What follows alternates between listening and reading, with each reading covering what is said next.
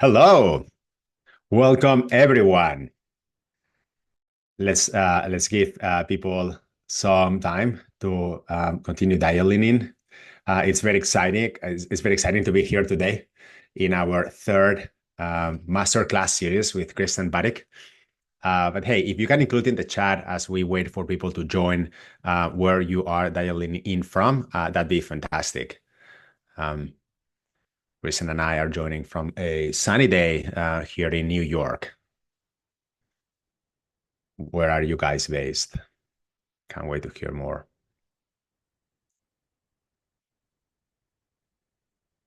Yes, there will be, that's a great question. There will be a recording available after the series.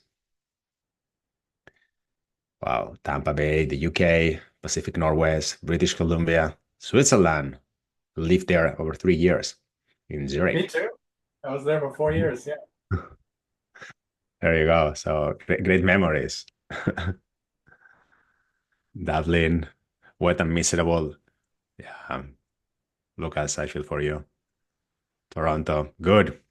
Well, really a very global audience you're gathering here, Christian. It's very exciting. Good. Let's start.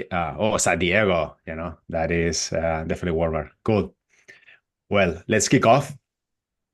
Welcome to the third and unfortunately final session of our Q1 Masterclass series with Christian Badik. Over the past two sessions, one in January, the second one in February, we've explored essential steps for transforming your budget into an operational plan. And today, we are here to complete this journey. We are delighted that more than 1,000 finance leaders and operators have participated over the last 3 months. It's been a fantastic endeavor here. We really appreciate that interest, and obviously your exceptional feedback and questions and engagement are leading to an exciting announcement that we will reveal at the end of this webinar. So bear with us. Very excited to announce what's coming forward. Today, I'm your host, Julio Martinez, co-founder and CEO of Abacum. It is my pleasure to welcome you and welcome you to this very promising and engaging session. If this is your first time joining us, don't worry. You can access the recordings of the previous two sessions online in the Abacum website. I encourage you to watch them and review them. They were packed with actionable insights. Today, we are going to be also recording this session, and it will be accessible later on. This is going to be a 45-minute panel, and we'll cover Q1 rolling forecast and a scenario analysis. We have two main areas to cover in this session: a breakdown of how to run your upcoming Q1 reforecast. That obviously it's applicable for later on reforecasting motions, and also an audience Q&A. That we'll pay attention to the chat, right? So sometimes we get some of these very relevant questions and timely questions, and I'll channel them to Christian. Oftentimes what we do also is to park some of them to the Q&A session at the end of the session. In any case, it's very important that you don't let Christian leave with your questions unanswered. So don't be shy. We love engaging sessions. Make it dynamic and make sure you pose to Christian, and borrow his wisdom and a very extensive experience to go through all the details that you need to. Without further ado, let me introduce Christian Badik. He needs no introduction, but still I will go ahead just in case. Christian Badik is a FP&A expert with over a decade of leadership experience at multinational companies and fast-growing tech startups. Today, Christian directs the FP&A certificate program at the Wharton School of the University of Pennsylvania and shares his insights through his own training programs as the founder of FP&A Prep and on LinkedIn as well. Over 30,000 finance professionals and business leaders subscribe to his weekly newsletter, FP&A Tuesday. You can discover more about his work at fpaprep.com. Christian, welcome. Thank you. I'm so excited to be here, Julio. It's been a blast. So this is the third of our first Q1 Masterclass series. So this is very exciting. Look, we also like to kick off with a short pool so that, we have some interaction with you, and, here it is. So hopefully you can, take a few seconds to answer that. Of course, your answers help us, channel the conversation later on in different directions. How frequently does your finance team update forecast? And how confident are you in your team's ability to model scenarios quickly? Good. This is, of course, of essence, right? Reforecasting, updating your forecast dynamically, and also confidence in a scenario analysis, confidence in running a scenarios at speed is critical for your budget to really be a driving force in the organization, an operational plan that really allows people to make better decisions. Well, we have the answers here. So we have 40% quarterly, close to 30% monthly, and hey, 18% rolling, which is fantastic, right? More on that later, Christian. But this is, we have an advanced audience. This is awesome. And then also, how confident are you in your team's ability to model scenarios quickly? 43%, the winner, not very confident. Still, the process feels a bit slow and manual. This is helpful. Somewhat confidence, 41%. That's pretty decent. We test scenarios occasionally, and hopefully that's useful. So, hey, the conversation today with Christian is going to be about how we move that in an easier way, in a smooth way, how we incorporate best practices to reforecast a bit more frequently and to run scenarios more frequently. Yeah, and I'm happy to start by actually talking about the frequency that was mentioned in the poll, because it was interesting for me to see that the majority of people here forecast only quarterly. So I would encourage you to consider, if it may make sense for you to reforecast more frequently. And the way I would approach this decision-making process is think about the complexity of your business, one, and two, the decisions you can enable with the forecast. So if your business is more complex, there are many moving pieces, you may benefit from a more frequent forecasting process, even though it may take a bit longer, it may take more time. Because likely there are a lot of interactions at play, there are a lot of projects running at the same time if you're at a bigger, more complex company. And the impact on the financials can vary widely depending on how these projects are doing. So doing a more frequent update is helpful there. And then also consider what you get out of the forecast, right? The decisions you hope to make. Because yeah, it is like most decisions in business, it's an ROI decision. Do I want the team to spend more time on forecasting, right? And do it monthly.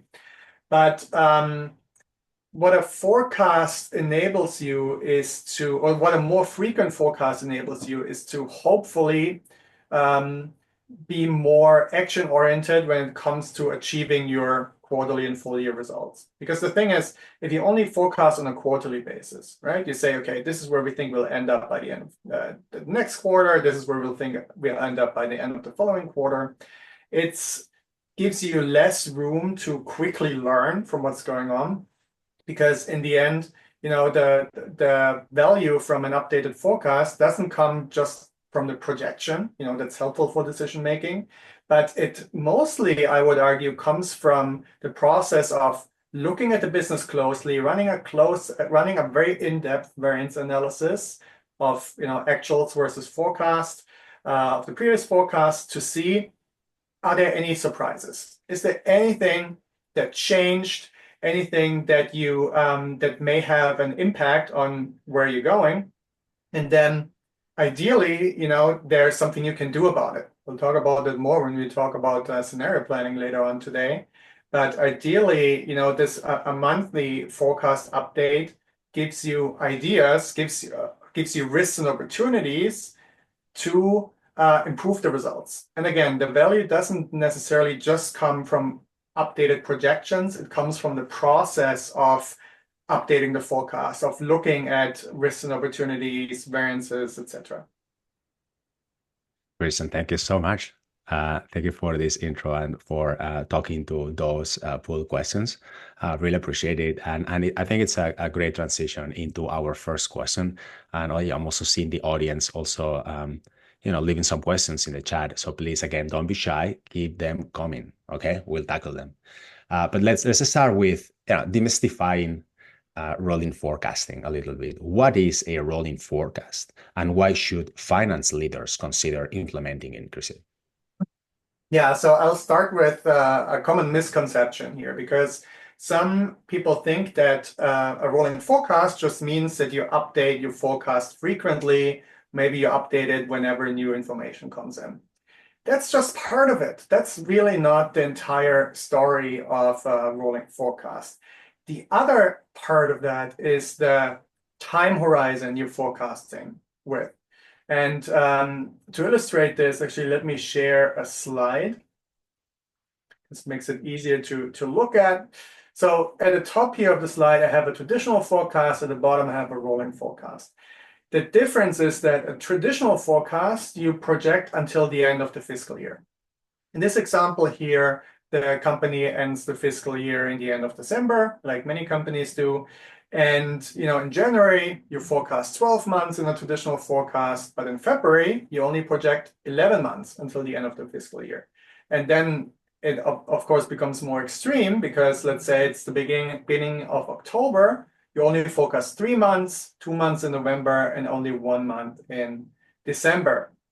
A rolling forecast, on the other hand, has a fixed time horizon of projection. So most companies choose to project 12 or 18 months. And you see the result here. You always forecast 12 months. So even if you're already in Q3, in Q4, you're not just projecting a handful of months until the end of the fiscal year. You're actually projecting, all the way to October of next year. So there are a few things to consider when you implement that. And I like to start with the advantages. Because the thing is, reducing your, there really is no reason to reduce your planning horizon if you get close to the end of the fiscal year. If you think about it, the way we set fiscal years, yes, it's important for accounting purposes. It's important for how we are setting targets and talking to our investors, but the business keeps going, right? Other than that, it's really arbitrary. So why should you continually reduce your forecast horizon the closer you get to the end of the fiscal year? That's number one. The other one is, if you always project 12 months consistently, let's say, then you have the ability to really build your forecast muscle more completely. And with that, I don't mean just the skills of the finance team. I really mean the skills of the entire team, because a good forecast is a collaborative forecast that you do together with the cross-functional team. And if you, in a traditional forecast, it may be difficult to forecast at the beginning of the year, but you still have your budget. You can rely on your annual budget to project 6 to 12 months out. But if you have to project 12 months every month, that's requires you to think differently. And I'll talk about techniques a little later on, but it builds that muscle. And then the other advantage is, if you do this rolling forecast, and then it's October, it's November, you start putting your annual budget together, you don't have to start from scratch, right? You have a foundation.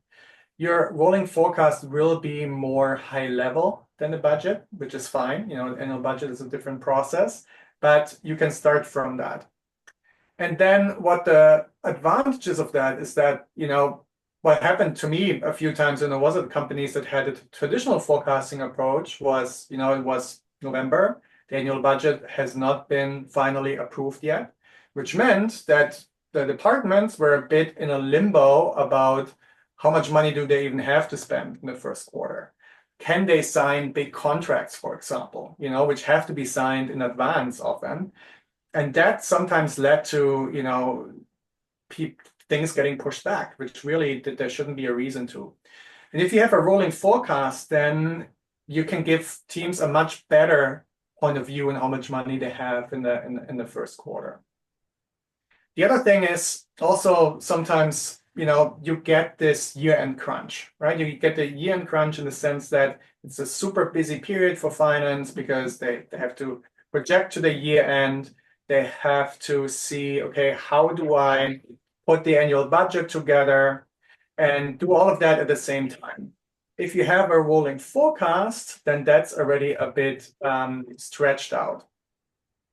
And the other thing is sometimes there's also game playing related to the end of the year, right? Where they get to where people say, okay, I'm pulling some contracts forward because I want to have a really good year end, right? I want to hit my targets. And if you have a rolling forecast, then you may not be able to fully prevent that from happening, but you'll be able to at least lighten the load. And of course, lastly, a longer projection helps you with making long-term decision making, right? Capital investments, for example, are very long-term.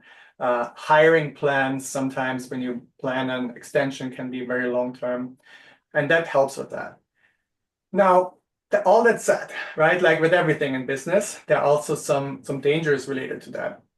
So when I talk to finance teams about implementing a rolling forecast, sometimes the response I get, oh, great, then we don't have to do budgeting anymore. We can save everybody the time. It's such a time-consuming, sometimes a bit, hectic process. No, you cannot replace your annual budgeting process with a rolling forecast. And the reason is that, if you do an annual budgeting process only once a year, you have the ability to really take a step back, to get the leaders across the company on the table and have them think about, okay, how are our strategies working? What are we planning to do differently? How do we transfer that into tactics and action plans? But if on the other hand, you just have a monthly reforecasting, a monthly rolling forecast, then it's going to be much harder to get the cross-functional leadership team to be heavily involved on a monthly basis, even if you do it on a quarterly basis. And then the planning process becomes more of a finance-only task. And then usually, your projections are too shallow to really learn from your variance analysis. And the other danger with rolling forecasts is that you don't want it to become just another reporting task, right? So with that, I mean that it shouldn't just be, okay, we do a rolling forecast, we project 12 months because that's better than projecting just 5 months until the end of the fiscal year. The thing is, if it's not being used to make better decisions, it's not a good investment of your time, right? So what's critical is that you collaborate closely with the cross-functional team and make sure that the level of detail you're forecasting at is the level of detail that your business partners need. That's often the mistake that I see being made, that it's either too detailed or most of the time, too a high level. And as a result, it's not really useful for teams across the company. So those are some thoughts. Overall, very, very, there's a long list of advantages, as you have just heard about rolling forecasts. Thank you so much. That was very insightful and definitely very encouraging as to how we can move more towards this rolling forecasting dynamic. I would like to tackle a question here, maybe connected with what's coming next. I'd be curious on your view of granularity of the forecast if done more frequently. And then maybe generative AI will leave for later. But then, the topic of granularity, I think many finance teams still use traditional forecasts, but then at the end of the fiscal year, and then, what are some of the reasons? I think you've covered some of the disadvantages. What are those, again, and then, how do you think of granularity and that extra potentially work, right? How do you keep that balance? Yes, I like that the question of granularity comes up because Many finance teams still do the traditional forecast. Also in finance at companies I worked at, they did the traditional way where they only project until the end of the fiscal year. And part of it has to do with what who asked this question asked about granularity. Part of it has to do with that people are concerned that if they do this rolling forecast every month, it takes too much time because they have to do it at a granular level, and that's super time consuming. And while it's true that it can take more time, it really comes down to how you do it. So what's important is that you can't just use one forecasting technique to project 12 months, because short-term projections have to be treated differently than longer-term projections. You know much more about where your business is going in the next 1 to 3 months than you know where your business is going in the next 9 to 12 months. So what I would recommend, and that also speaks to the granularity, is for short-term projections. So that's anywhere between 1, maybe 3 to 5 months, depending on your volatility in the business. Use time series analysis. So that's a technique where you look at your historical actuals to see what trends there are and you project them. You can do that with statistical approaches. Some planning tools have that built in, and you can use, regression analysis or more advanced tools like exponential smoothing or ARIMA methods to make your projections, again, in the short term. Same thing with machine learning. Machine learning can be very, very effective in forecasting a short time horizon if you have good quality data. And also, if you are in a B2B environment where you have a sales team that sells to other companies, having a sales pipeline forecast method for the short term can be very, very effective, because your sales team has some leads already in the pipeline. Maybe they're currently going at the demo stage. Maybe they're already more qualified. And based on the leads you have in the pipeline, you should be able to accurately predict the next 3 to 5 months. However, again, that only really works for short-term projections. For long-term projections, I highly recommend a driver-based forecast. I already talked about this in depth earlier in this webinar series, so I highly recommend, if you haven't watched the recordings yet, watch that. But in a nutshell, driver-based forecasting means that you figure out what drives your business, right? And what are you going to do differently in the future? So for example, maybe you are launching a new product feature, and that product feature will likely drive certain amount of engagement, reduce churn, improve your conversion rates. Or you're simply investing more headcount, you're increasing headcount in your sales team, or you're investing more in marketing. So those are all business drivers that you can use to build a more long-term forecast. And I would couple that with expert judgment, right? Probably the most commonly used forecast technique there is, right? But couple it with testing. So whenever you have an expert judgment-based forecast, see if there's how you can measure the accuracy, give the person who does the forecast the feedback, and test when there are, and see a way how you use that to test the accuracy. And if you combine a driver-based forecast with expert judgment, then you should be able to use that from 5 to all the way to 12, maybe even 18 months out with a reasonable accuracy. It won't be as high, of course, as the short-term projection, but it should be reasonable. And of course, an FP&A tool can help significantly in that regard, because it doesn't just speed up the process. It may also give you those statistical models at your fingertips. You don't need a data scientist. You don't need to be a data scientist yourself. And it can help you manage all the versioning and the scenarios as well. And so the beauty about the rolling forecast is that you do it the same thing every month. So while this may sound daunting, to do it at this level of detail with multiple techniques, after you've done it a few times, it will become a lot less time consuming, a lot less effort required to do it, because you build a muscle for it. So that's one of the reasons I think companies don't do it, is that they think it's so time consuming when in reality probably isn't.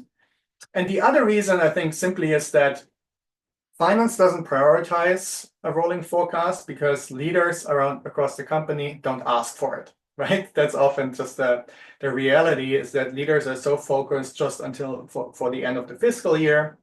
But I do think that the advantages I've outlined earlier really make a good case for why people should reconsider this. So in conclusion about rolling forecasts, the disadvantage that it takes more time really is just a short-term issue at the beginning. And when the process is up and running, it's much more easier. And the advantages definitely are weighing heavier than the disadvantages. You'll be better to make long-term, you will be better at making long-term decisions, and your budgeting will be easier. And your forecast will become more valuable because you get a little bit better every month you do it. Kristen, thank you so much. I'm monitoring the questions that are coming through. We'll get to them in the Q&A session towards the end. Let me pick one that I think is relevant and also a nice conclusion whilst we leave rolling forecasting behind, and then we start discussing a scenario analysis. Kristen, for a small FP&A team, what's the simplest way to start rolling forecasts? The simplest way. The simplest way Actually, the simplest way is a statistical model if you have the data, because it really just requires the press of the button. Now, you do need a tool for that. So if you're very small, your company is very small, you may not have that. What I would recommend is start with a top-down time series analysis. It sounds fancy, but what that means is you just get into the habit of updating your forecast for a period of 12 months every month by looking at your historical data, looking at trends, and projecting those trends. That's super simple. It doesn't require a lot of work. But then spend more time on the variance analysis, because that's really where you unlock the insights, where you unlock the growth. So keep the forecast relatively simple, but then at the end of every month, at the beginning of every new month, you look back at the last month, you compare your forecast to the actuals, and you try to learn something from that. So the thing is, if you might realize that you don't have much to learn from that, and that usually is a sign that your forecast was too high level, and then you go a little bit more in detail, and you maybe do it on the departmental level or on a regional level, depending on how your business is organized, or business unit level. And you see if you can then take those variances, bring them back to the business partner who is responsible of driving it, could be the marketing team, sales team, product, and see if you can have a conversation about what happened, right? Why results were better than expected, or why results were lower than expected. And ideally, those conversations, that's where you unlock those insights. Kristen, thank you so much. So insightful. Thank you for sharing. Now, I think we can switch gears and start moving into one of our favorite topics, right? A scenario analysis. As we discussed, right? Ongoing scenario analysis is another way finance leaders can keep getting value from the budgeting exercise throughout the year, making budgeting relevant throughout the year. How does it work, Kristen? Yeah, so actually I want to start by defining it and differentiating it with what-if analysis, because people sometimes confuse scenario planning with what-if analysis. So what-if analysis is simply a mathematical way of saying, if A happens, then B happens. So for example, if I increase my advertising spending on YouTube, I will get 1,000 more, but by X, I will get Y more leads per month, right? And that will then, if everything stays equal, translate to $100,000 more in revenue per quarter, for example. So that's what-if analysis. Scenario planning, on the other hand, is much more comprehensive. Actually, I think the best way to explain this is to show you an example. So I will share my screen again and show you an example to really illustrate that difference. It will also make it much more clear what scenario planning is. So what if analysis, an example is if we increase our price by 5%, then revenues are likely to drop by 2%. But a scenario plan is much more detailed. It's a comprehensive story. So it's not just about what could happen, it's about what's likely to happen. So for example, our main competitor may introduce a product soon that is slightly better than ours. The impact on the business would be a drop of 30% of our revenue in the first 6 months if we do nothing. If we lower our price by 5%, we are likely to only have a drop of 20% in revenue. And if we spend an additional 500,000 in R&D, we should be able to compete in a year from now.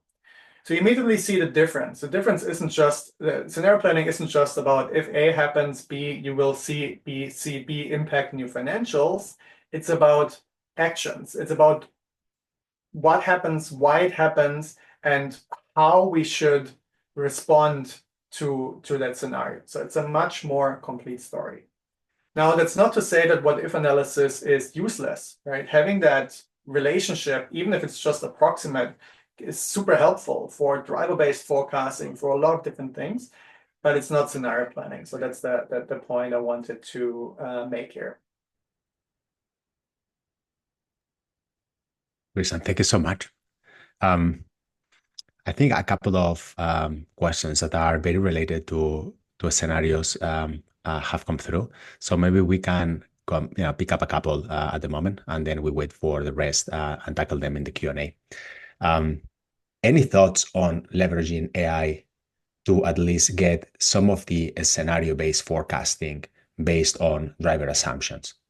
Yes, absolutely. So AI can be extremely helpful in the process. It can also be dangerous at times. So the thing is, AI is a fantastic brainstorming partner. With AI, I mean your chatbots, right? ChatGPT, Gemini, Claude, others. It can be a fantastic brainstorming partner at the beginning of the scenario planning process. So when you're thinking through, okay, what could possibly happen? So in these cases, I would recommend write a complex prompt, a longer prompt, and use a deep research functionality. So it's a new feature that OpenAI and Google have released in the last weeks. And what deep research is it basically triggers the model not to give you an answer immediately, but to think it through for 10, sometimes even 15 or 20 minutes and give you a detailed analysis about and give you a long report. It's not just a quick answer, it's a long report. It's very in-depth. I would recommend you use that I think scenario planning is a fantastic use case for that. But the danger is that in order to do this, you need to have at least an intermediate level understanding of what's going on of the business, right? If you are new in an industry, new at a company, I would not recommend you do that because AI gets it wrong sometimes, right? Sometimes it just does not make a lot of sense what it's saying. Other times it's brilliant, right? So that's why I always ask for not give me one possible scenario, but give me 10. And then I go through, and then probably 6 of them are not that great, but 2 or 3 might be fantastic. And you're like, oh yeah, why didn't I think about that? But you need to have the ability to be able to tell what's good and what's bad, and then it can be super useful. Kristen, thank you so much, and for tackling the AI question. I think you saw it coming. Now, we love how you make your insights very actionable and concrete. So may I ask you to then walk us through an example of a scenario analysis that makes it more tangible and visual for all of us? Yeah, I'm happy to walk you through. So this is scenario analysis. I'm sharing my screen now that I use when I teach this as part of my FP&A course. And so what you see here is time series analysis of the funnel for a software as a service company. So it could be a subscription company, could be your Netflix, for example. And how this works is we have site visits. So how many people go to the company websites, how many people sign up for a free trial, and then how many people of those who sign up for a free trial will get the paid subscription. Then we're looking at visit to trial rate, trial to subscription rate, and then there's a marketing expense and a customer acquisition cost. So customer acquisition cost is simply your marketing expense divided by the number of subscriptions. Now, imagine you work at this company and it's your job to come up with a scenario planning with 3 scenarios for the next year, right? A low, a mid, and a high scenario. How do you get started? Now, what's super important is don't jump right into modeling. First, try to get a feel for what's actually going on in these numbers. And to make this easy, I recommend you start by visualizing it. So when you put a graph about on these numbers, that's just taking the numbers I have here, putting the graph. There are some things that immediately jump out at you. So your marketing expense goes up from the period of May through September. Your site visit increased somewhat starting in May, and then they stay up. But your trials don't increase until October. Same with new subscriptions. They don't increase at the same time that your marketing investment is going up. Now, the next step in the scenario planning process is to think about what could be going on here, right? What could be driving that? And we don't know much about this business, so we want to keep it as simple as possible. That's a general rule for forecasting and modeling. If you don't have a lot of data, try to make as few assumptions as possible, keep it as simple as possible, because otherwise your error will just be very high, because each of your assumptions has a high margin for error. So what could have happened? Well, there's a few things that could have happened here if you look at this. Number one is this marketing investment here that we made, this increase was successful, but there was a delay. Okay, so there was a delay, and we see the uptick only in Q4. Or another hypothesis is that the marketing investment was not successful, or it did result in driving site visits because they increased as soon as the marketing investment increased, but it was very low quality traffic, right? The people did not convert, they didn't sign up to trials, they didn't sign up to subscriptions, and whatever happened in Q4 was unrelated to that. It could, for example, have been seasonality, right? Maybe this business always have, Netflix, more people watch in winter, maybe more towards the end of the year because things slow down. So it could be seasonality.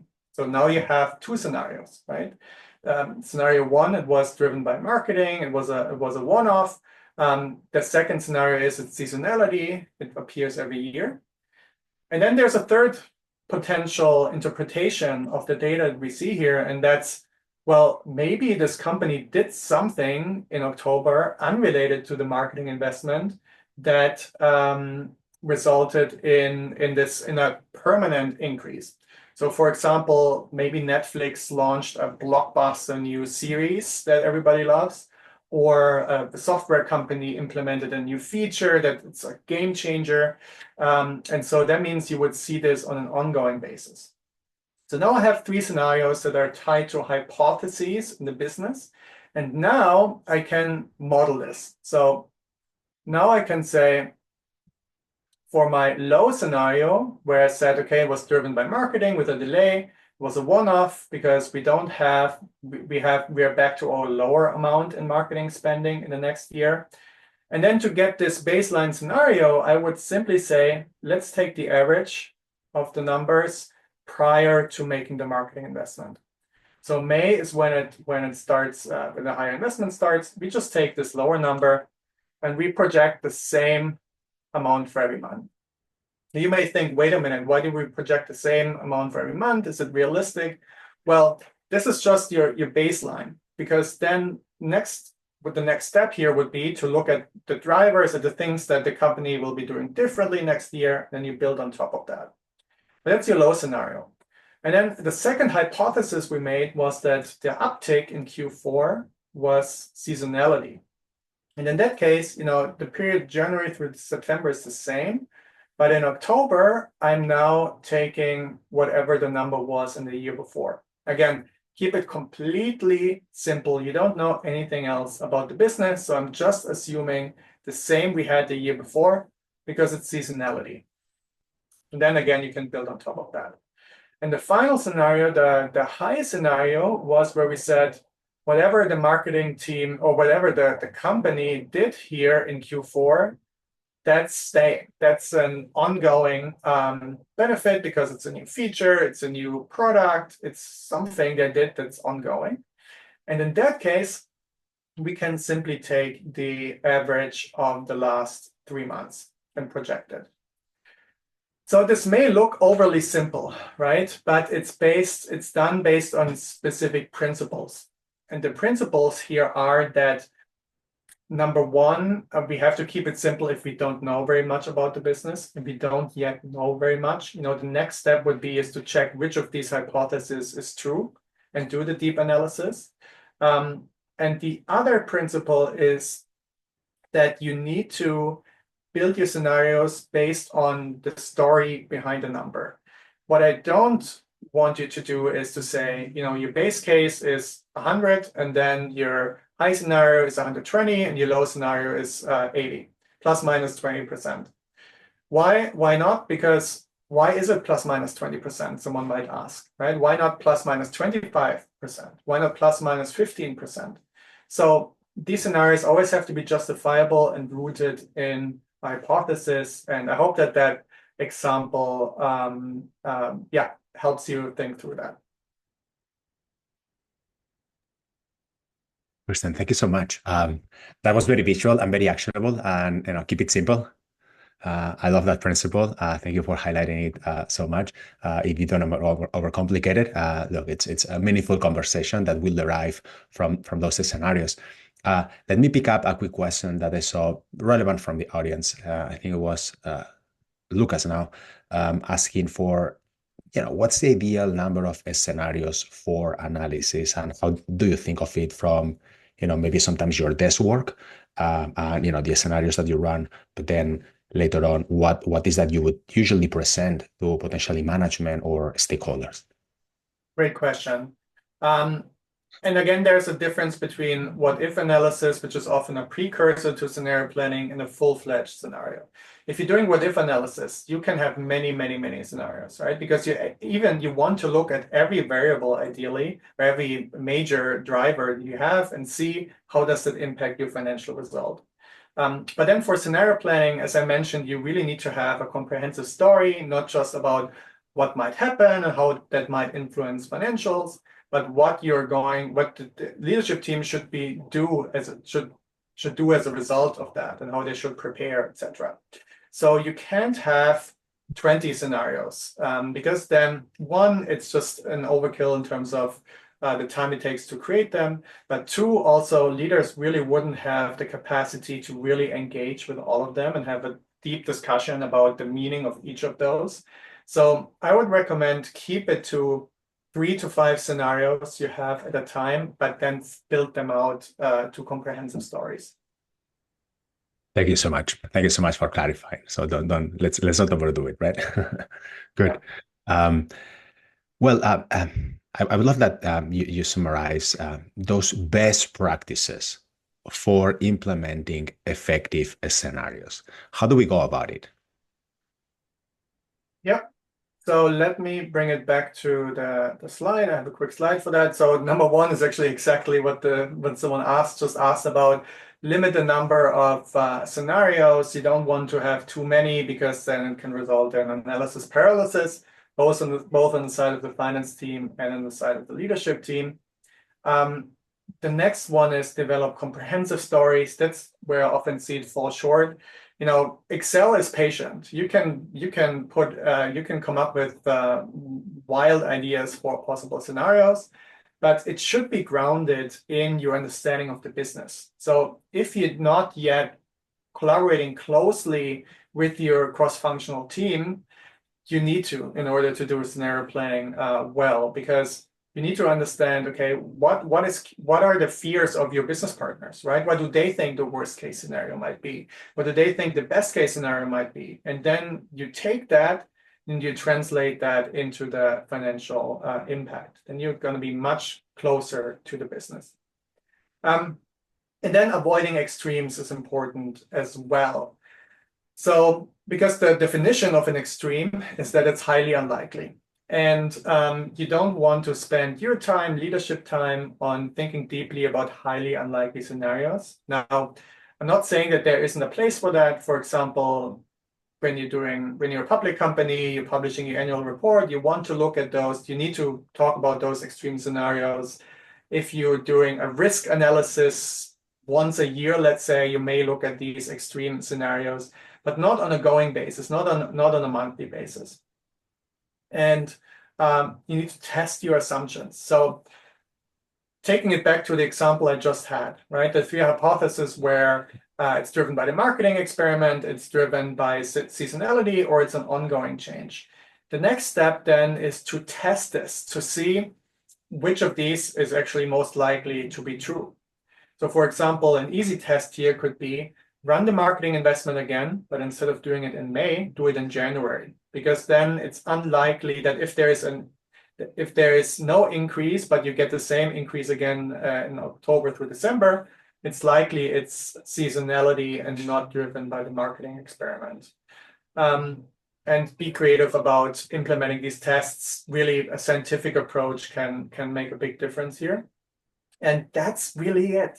Scenario planning, it's not rocket science. It's important to get started. And like with so many things, once you get started, you can improve it, you can add to it. You don't have to come out with the Ferrari out of the box. It can be a go-kart at first, your scenario plan, and then it becomes a bit more complex every time you update it. Awesome. Thank you so much. Let me jump into one of our last questions here. Now that you have created several scenarios, right? And we've made some progress and we are keeping our budget relevant and we are running this scenario analysis. How do you analyze the actual results in the context of scenarios? Yeah, so let's say you have your 3 scenarios. The next step is to be on a constant lookout for leading indicators that can signal whether your worst or best case scenario might happen. So you're looking at, so for those of you who are less familiar with the concept, profit, revenue, expenses, those are your lagging indicators. They tell you something about what happened in the past. Leading indicators are things like visits to your online store, very obvious one, marketing leads, but also maybe less obvious ones like calls to your consumer hotline. If they spike, maybe there is an issue with your product quality, for example. And it's essentially all these operational metrics that tell you something about how revenues and profits may behave in the future. So set these up so you can get an early warning, so you can put those plans that you put together in motion, because one of the biggest value adds of doing scenario planning is to get these plans together before it's too late, right? Before this worst case scenario happens, so you can avoid the scrambling. But those plans will only be useful if you know when to start to put them in motion. So think about your leading indicators. That again requires deep understanding of the business. It requires data sharing between different departments. It's easier, again, with a tool where you have all the data in the cloud and everyone can easily access it. And it also requires the collaboration and the willingness of your cross-functional colleagues to share data early with finance, and really have finance be the nerve center where everything comes together. And you can get all these signals, you can evaluate these signals, and you can raise your hand quickly when you see that either the best or the worst case scenario starts to happen. Thank you, Christian. Let's open up for Q&A. It won't be the longest Q&A session, but we'll try to do our best to tackle some of these very interesting questions and pose them to Christian. Let me start with something that both Kay and Pau are pointing towards, which is how can we measure the impact of implementing rolling forecasts and a scenario analysis? Great question. So there's a few things you can measure this. I mean, one obvious way is how much faster is your annual budgeting process? Because again, I'm not advocating for skipping it, but a rolling forecast should make your annual budgeting process a lot less painful, a lot faster. That's a really easy thing to measure. Another thing that isn't maybe as easy to measure, but it's worth it, is how much does this new initiative, this new rolling forecast, implement decision quality? And how you can measure that is the amount of risks or opportunities identified by finance and the dollar amount of that. Because as I mentioned, really the main value comes from the process of analyzing your actuals, comparing them to the forecast, updating your forecast. And if you do that right, you will stumble on risks and opportunities that the company can implement. And you can measure the amount of that. And actually, a good side effect of implementing this as a KPI is that you actually do estimate those opportunities and quantify them. That's also very important because that's how you can learn over time how to improve the accuracy of these estimates, which will help vastly with prioritization of the priorities of the company. Cool. Christian, thank you so much. Let me ask a couple of questions that I think are somehow connected, and we have Max and JK here with a couple of interesting questions. I'll connect them. What's the best way to decide which assumptions should we use in a scenario? I guess that the follow-up connection and hint would be when would you rather use sensitivity analysis versus a scenario analysis? Okay. So the first question, how do you find the assumptions? You can work backwards from a worst case, right? So let's say the worst case scenario is that your competitor, the pricing of your competitor becomes better than yours, becomes lower all of a sudden. So there could be different ways this can happen. They can lower the price permanently. They can do a short-term promotion. And so you can think about, okay, what would need to be true for this to happen? How do I measure it? How do I track it? Do I have someone looking at our competitors on a regular basis, right? And seeing what they're doing, for example, so I notice it before it's too late. So working backwards from the event. And in terms of how you come up with possible events, get closer to your business partners, spend more time with them, join operational meetings where maybe you don't have a task, but you can listen, you can learn, you can hear what's going on. Super, super important. And I'm sorry, what was the second question? How do you think of using sensitivity analysis as opposed to a scenario analysis?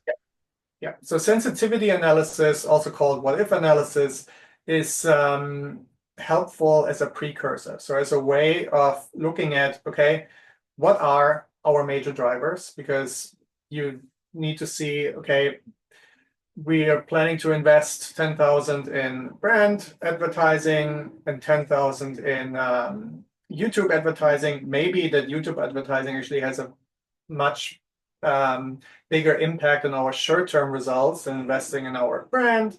And so this is already a good insight. You've done the what-if analysis there, the sensitivity analysis. And then once you're ready to build out a full scenario, you have that at your fingertips. And sensitivity analysis in general is also super important for assessing the risks in your forecast, because you can start flexing those inputs and you can see at which point do you miss your targets by an amount that you couldn't make up for, right? So you can see what's the margin of error, what's the safety margin in the sense you have in a forecast by doing the sensitivity analysis. Christian, thank you so much. And then before we wrap up, let me go for the last question. I will mention there that sometimes I've used in the past sensitivity analysis to truly understand what it's maybe moving the needle in the business, and then use that as the key variables to test or to build a scenarios upon. So that's something that it's very classic in investment banking training. But also you can apply that in operational finance, right? So identifying and they shouldn't be a surprise, but you never know. And then using sensitivity analysis to identify key needle movers, and then using them to articulate those scenario constructs that you leverage later on in those management conversations. So maybe the last question I'll pick, just literally the last that came through, that I think is also connected to something you've highlighted. How do you stress test your assumptions and drivers, and how important it is to do it? Yeah, I touched on this already a little bit. So sensitivity analysis is really how you stress test. First of all, you need to identify at which point, what's the worst case, what's the breaking point of your forecast, at which point is your revenue so far off from target that there's no way you can make up for it until the end of the year. Identify that first, and then work backwards to how much can your variables flex. So how much can your cost per lead increase? How much can your conversion rate from free trials to paid go down? How much can your marketing effectiveness go down? And then you take that percentage, you discuss it with the team, and then either they tell you, oh, actually we are fine, like return on marketing investment has never dropped 30% in the past, we should be good. Or they say, wait a minute, we only have 5% margin of error. That's very risky because we've seen this fluctuation even recently. Then you have an idea of the level of stress and volatility in your forecast. Awesome. Kirsten, thank you so much for this very insightful session as always, and it's been such a blast. Hey, as promised at the beginning of today's webinar, we had a special announcement. And given that over 1,000 finance leaders like you guys and operators have joined us across this masterclass series, we are super excited, very excited to announce that we'll be running another masterclass series with Christian during Q2. So given the success, given the amazing feedback you guys have provided, and also the great engagement during these sessions, obviously Christian is bringing something very, very valuable to the ecosystem. So in order for us to build those in a way that is very relevant, we would love to hear from you today, what are the key topics that you would like us to tackle, right? There you go. So this is a premiere. Think of them wisely, but we'll be building amazing content and thought leadership together with Christian around the topics that you pick, and this is extremely exciting. I think both are very relevant, if you ask me, Christian. But anyway, it's difficult to pick. I get it, but we'll get there. Here's what people think. I think during Q1, we've tackled a lot, and we covered during 3 master classes an amazing topic of turning your budget into an operational plan, making it more relevant throughout the year. And then it's looking like probably during Q2, we're going to be thinking and discussing how to increase decision quality, data and analysis fundamentals, advanced analysis concepts, and financial modeling and for decision support. So it's a little bit split, but I think it's still dominant. So decision quality. In the end of the day, we are here in FP&A to drive better decisions in the company, right? To make our management team, our CEO, amazing resource allocators. So that's going to be a super interesting topic to cover with you, Christian, and have your thoughts for every one of us. Sounds great. I'm looking forward to it. Cool. Well, thank you everyone for joining. It's been a blast to drive these 3 amazing masterclass series with Christian. Thank you for your feedback and for the enthusiasm you've shared with us. And stay tuned. We're going to have the second wave of masterclass series with Christian during Q2 around decision quality, how to drive that. Looking forward to those. Thank you, Julio. Thank you, Christian. Everyone. Thank you, everyone.